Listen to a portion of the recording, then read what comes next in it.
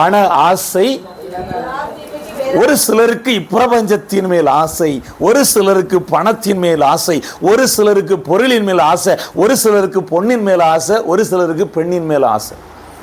இப்படி 5 காரியங்கள் இந்த இடத்துல உங்களுக்கு காண்பித்து கூட. இப்படி ஒரு சிலருக்கு பொண்ணு மேல ஆசை, பெண்ணு மேல ஆசை, பணத்தின் மேல் ஆசை, இப்பிரபஞ்சத்தின் மேல் ஆசை, பொருளின் மேல் ஆசை.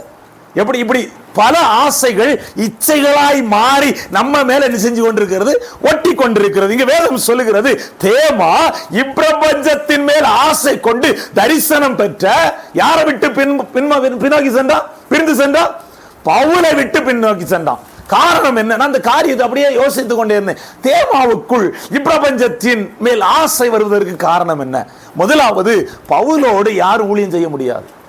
ஏன்னா பவுலை குறித்து வேத வல்லுநர்கள் சொல்லுகிறார்கள், அவன் இன்னொரு கிறிஸ்துன்னு சொல்றாங்க. எப்படி?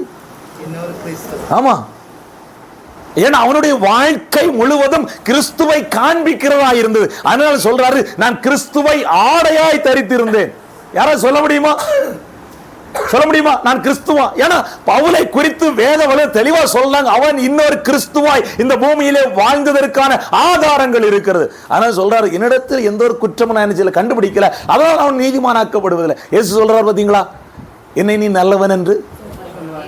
பாத்தீங்களா, இந்த நீங்க அந்த பவுலுடைய அந்த நிருபங்களை வாசித்து பாத்தீங்கன்னா அழகா நமக்கு தெரியும், கிறிஸ்துவும் அவனும் எப்படி வாழ்ந்தார்கள் என்பதை வேதம் தெளிவாய் சுட்டி காட்டுகிறது. அதாவது தேமா இப்பிரபஞ்சத்தின் மேல் ஆசை கொண்டு பவுலை விட்டு பின்னோக்கி சொல்வதற்கு காரணம், இவர் ஃபுல்லா உபவாசம் ஜெபம் ஆராதனை. யாருக்கு வேலை? பவுலு. இவனுக்கு ஆசை இப்பிரபஞ்சம், எனக்கு எங்க போனா காணிக்கை கிடைக்கும், எங்க போனா எனக்கு ஆஃபரிங் கிடைக்கும். புரியுதா? இன்றைக்கு அநேக தேமாக்கள் இப்பிரபஞ்சத்தின் மேல் ஆசை கொண்டு தன்னுடைய அழைப்பை மறந்து விட்டார்கள். அல்லேலூயா.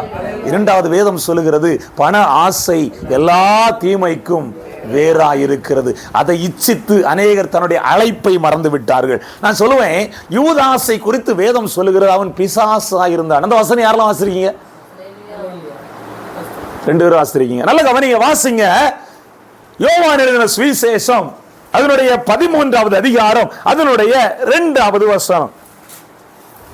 சீமோனின் குமாரனாகிய யூதாஸ் காரியோத்து அவரை காட்டிக் கொடுக்கும்படி பிசாசானவன் அவன் இருதயத்தை. நல்ல கவனிக்கணும், நான் சொன்ன பாத்தீங்களா, சாத்தான் கொஞ்சம் கொஞ்சமா தான் உள்ள வருவானி. முதல்ல வெளியே இருக்கிறான், வெளியே இருந்த இருதயத்தை தூண்டுகிறான்.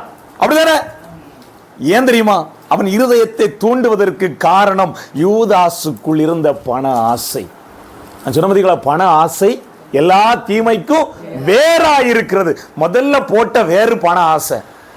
அதாவது ஒரு ஸ்திரீ விலையேறப்பெற்ற நலதம் என்கிற கலங்கம் இல்லாத தைலத்தை கொண்டு தேவ சமூகத்தில் உடைக்கிறாள். அவனுக்கு ஆசை அவருடைய சிரசின் மேல் ஊற்றப்பட்ட தைலத்தின் மேல.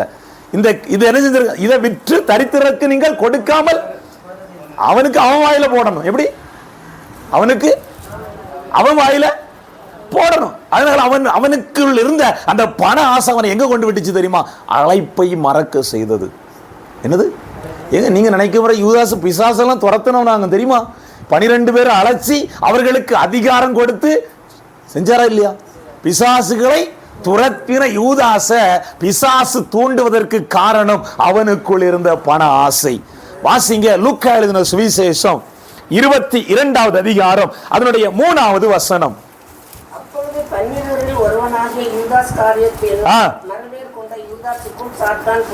முதல்ல சாத்தான் வெளியே இருந்து தூண்டிட்டு இருந்தானா, இப்ப எங்க வந்துட்டான்? நல்ல கவனமா இருக்கணும். வெளியே இருந்தா இப்ப எங்க வந்துட்டான்? அப்ப இவனுக்குள்ள ஆசை வேறு கொண்டு அஸ்திபாரத்தை விட. இப்போ ஒரு வசனம் வாசிங்க, யோவான் 6:70 வாசிங்க. யோவான் 6:70.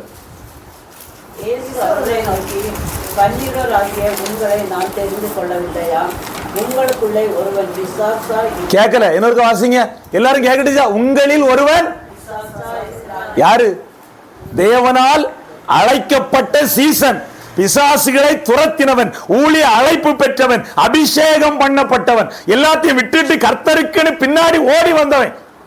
என்ன வந்துச்சு? உள்ள பண ஆசை வந்துச்சா? இன்னைக்கு பிசாசாவே மாறிட்டான். இன்றைக்கு அநேக ஊழியர்கள், இப்படி சொல்றதை நீங்க தவற நினைக்காதுங்க, பிசாசாவே மாறிட்டாங்க. புரியுதா? இதுன்னு புரியுது? நிறைய பேர். அதனால தான் சொல்கிறேன், உங்களுக்கு உண்டானது எல்லாம் இதில் இருக்குது. இதை பார்த்து படித்து தெரிஞ்சு கொண்டு தெளிவாக ஓடுங்க. அப்போ தான் நீங்கள் பரலோகத்துக்கு போக முடியும். இல்லைன்னா அவங்க கூட போனீங்கன்னா அவங்க போகிற இடத்துக்கு தான். ஒரு பிரபலமான ஒரு ஊழியர், அதாவது கர்நாடக தேசத்தை கலக்கி கொண்டிருந்த ஒரு தேவ மனிதன், அவருக்கு கீழே ஊழியம் பார்த்துருந்த ஒரு ஊழியர் தன்னுடைய தலைமை போதகர், அவர் அந்த உலகத்தை கலக்கிற ஊழிய காட்ட இப்படி சொன்னாராம், ஐயா நான் உங்கள்கிட்ட ஒரு 2 நிமிஷம் பேசலான்னு விரும்புகிறேன்.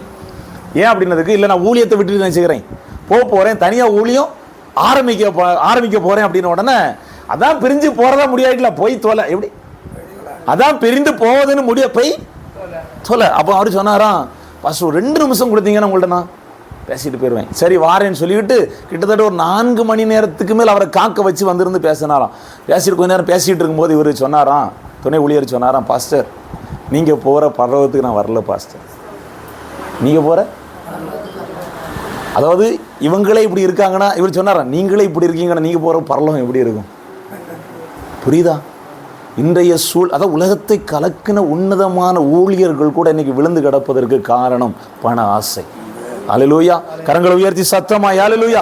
வேதம் சொல்லுகிறது, யூதாசிற்குள் வந்த பண ஆசை அவனுடைய அழைப்பை மறக்க செய்தது, அவனுக்குள் இருந்த அபிஷேகத்தை இழக்க வைத்தது. அதாவது இவன் போய் கட்டளையிட்டா பிசாசுகள் ஓடும். சொல்லுவாங்க பார்த்திருக்கீங்களா, வானத்திலிருந்து பிசாசுகள் மடமடவென்று விழுந்ததை நான் பார்த்தேன் என்று சொல்லுவாரா? காரணம் என்ன? இவர்கள் கிராமத்துக்குள்ள போனாலே பிசாசுகள் இருக்க முடியாது. அப்படிப்பட்ட அபிஷேகத்தோடு வரம் பெற்று ஊழியம் செய்த யூதாஸ் கூட விழுந்து போவதற்கு காரணம் பண ஆசை. அதில் கருத்தை பிடி சொல்லுங்க, இனி பண ஆசை எனக்கு வேண்டாம். ஏன்னா அது பெரிய தீமை. அது என்ன மட்டுமல்ல, என்னுடைய குடும்பத்தையே அழிச்சிடும்.